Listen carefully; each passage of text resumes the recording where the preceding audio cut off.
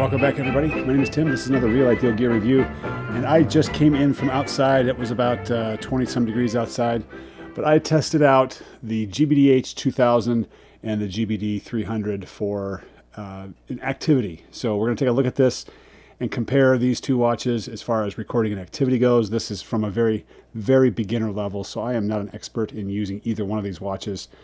But all I'm interested in from the GBDH2000 is my heart rate and the steps and the distance, and then also the GBD300.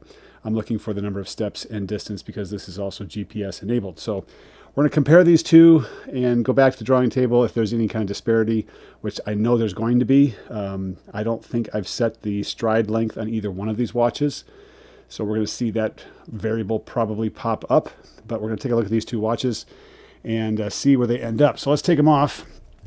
And there's the GBDH2000, and here is the GBD300. So these just came in from outside, and you can see both of them have what I call the Casio fitness strap, which I love the strap because the holes on here are much closer together. You get a much more tailored fit. So as far as comfort goes on these two watches, very, very comfortable watches to wear. I mean, they're just fantastic watches to wear, and the MIP display, as you can see in both of these, are outstanding. Easy to read. Even without my glasses, they read very, very easily. So let's take a look at the activity level. Now we're going to use my phone to do this. So I've got the Casio Watch app up, and so the Casio Watch app is going to be all the watches that you have that well, the GBD300 is on there, but it doesn't do anything on this app. And this is one of my irritations, is that it's listed on here as one of the watches. So I go to my watch. Here are the three watches that I have. I have my GBD300, the Bluetooth version of the Casio. And then I've also got the GBDH2000, the GBD300. I've got a couple more coming in. We're going to add a couple more to this list, and we're going to run the GBD300 against a couple others. And the GBDH2000 is just loaded with features. It's kind of in a category all by itself. But this is what it looks like here. If we go back to home, we're going to go here to the GBDH2000 watch. We're going to import the records. And so down here it says checking activity log data acquisition. And I think I've already done this once, so this may not take much time at all. But normally in the morning when I wake up and I do the acquisition, it takes a little while to get the sleep data on here. So yeah, so I guess it's doing it. I don't know. There, it's going through another check. It usually goes through it twice and loads all that data onto the phone. So again, this watch, the GBDH2000, I am very, very happy as a fitness watch. It does everything that I need it to do, and probably more than I really want it to do. But it's just loaded. Now, it's, as far as wearability goes, it's a little bit chunkier than the GBD300. This one is just a little lower profile than the GBDH2000.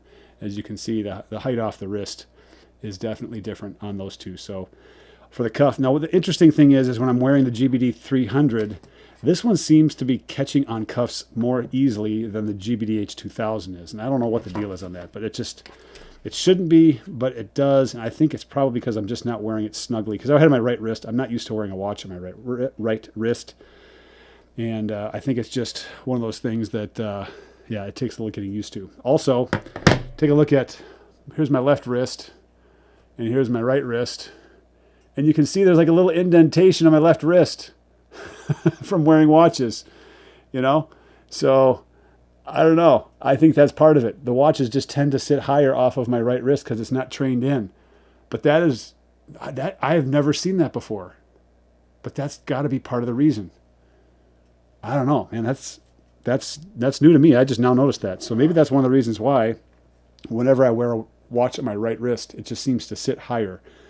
Yeah, that's weird. Okay, so now we've got that uploaded. We're going to go down here to my page, and we're going to check out the health fitness stuff here. So here's the stuff for today. I'm going to click on that, and the number of steps, I did 3,900 steps, and that was, how many laps out there? Was that 5 laps, 5.5 laps? Energy-wise, calories that I burned, 53% to my target, which I think is 3,000. And then steps, I believe, is 8,000 steps, if I remember right. Something like that, 8 or 10,000. I don't remember. I don't remember what I had it set at. So here's what it looks like on the heart rate side. Here's the number of steps that I took, 2617 energy, heart rate, maximum 187. And so I can move this graph around and I can get all kinds of different data depending on the time of day. So you can see why I went outside. Way too much sitting around. I was watching a video series on the sequel to Band of Brothers. I was watching The Pacific, which I'm not a huge fan of. Anybody want to comment in the comments down below what you think of the HBO series Pacific? It's a little too drama for me. I don't know. I'm just not in the mood for drama right now. But this is when I went outside and started exercising. Max heart rate of 187, low heart rate of 96, not bad. Detailed records will go here. Now we've got our detailed records. Steps, target, 12,000 steps is my target. 32% there. Energy used, 1,700. 3,300 calories is my target. Max heart rate was 217, resting 66. Stairs climbed. Because it is my property has a significant rise to it. So yeah, I'm going to get some stairs in there as well. What it doesn't show, and maybe somebody can show me this or tell me where this is at. Here's my sleep for that last night. Not the best.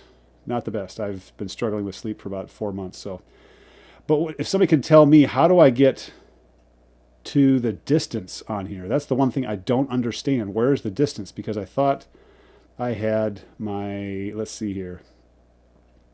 If I go to life, I thought there was some way. No, that's that. That spreads that out just so I can see a little bit more clearly. Detailed records, energy, heart rate, stairs, steps. I don't know if I have to go to my detailed, maybe there's a detailed record on here that I can go to. Let's spend just a second here working on this watch to see what we get out of this. So if I go to walking, heart rate zone, GPS.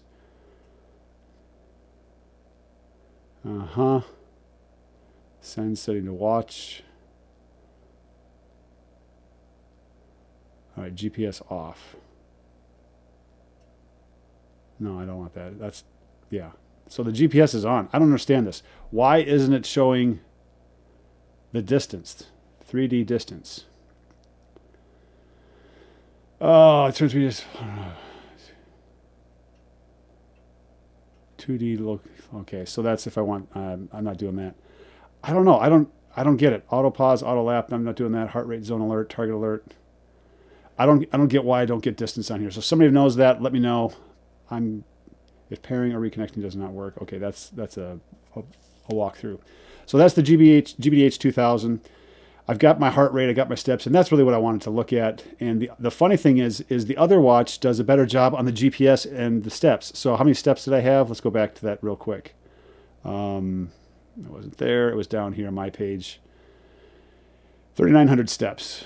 Okay, so let's compare that to the GBD300. Now we have to go to the, what is this? This is what I don't like. We have to go to G-Shock Move. So there's two apps I have to use. The Casio watch for the GBDH2000 and the Casio, and for the GBD300 I have to use the Move app, which is ridiculous. Why I have to do that. Now it's transferring data up here. You can see that's just, it synced all that data. Here's my Saturday activity. So I started and stopped that when I was out there. And there's my path. That is cool. Now it didn't do this 2 days ago when I did this. It just showed out like a back and forth. And that's actually my path that's out there. The distance that I walked, 1.19 miles. Where are the steps? Average pace. Where does it say steps? Cadence.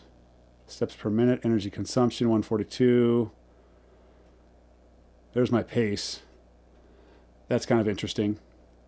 Show distance. I'm not so sure if that's... I think that's the total distance over that pace. Yeah, so that's just over a mile. That makes sense. All right. And I was outside walking for about 35 minutes. So not bad. I actually stopped and I was praying for a little while. So that's that. All right. Where are the steps? Okay, so I think it's back here. There we go, steps. So 3,000 steps. What was the other one? Oh, 3,900 steps. So it's almost 1,000 steps higher on the GBDH2000. That somehow doesn't seem right. So I have to go back and check the stride length and make sure the stride length is the same for both, if I can set the stride length on both. If not, I may just set one to be the same as the other one just so that I get the same measurement and there's some consistency there. But yeah, this is kind of cool. I think not bad. And I can go to a map view, map overlay view, which I'm not going to do. But average pace, energy consumption, 142. Kilocalories. Oops. And that says 142. The other one said 1750. I don't know. I need to go back and learn this. This is why it's not the easiest thing to use. I wish it was a little bit more easier to use. But there you go. That's the two. And yeah, the steps are off, but I get a good distance on one, and I didn't get the distance on the other one. I have to figure that out. So if you have any ideas on that, let me know.